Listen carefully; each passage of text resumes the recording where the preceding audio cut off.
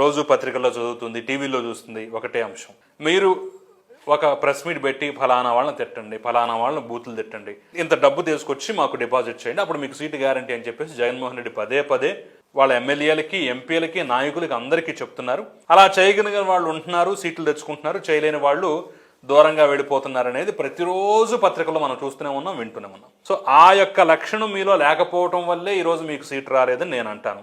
నా నాయకుడు నేను ఏ రోజు కూడా రేపు బయటకు వెళ్ళినా కూడా నేను పొరపాటు చెప్పను. వారు కూడా నన్ను తిట్టమన్నారు, అందులో డౌట్ లేదు. ఎవరు తిట్టమన్నారు?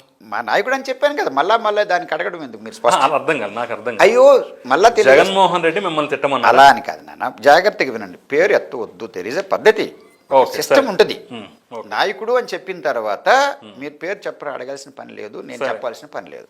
నేను కూడా స్పష్టంగా తెలియజేశా, నేను ఇంకొకరిని చెడ్డ మాటలు మాట్లాడను.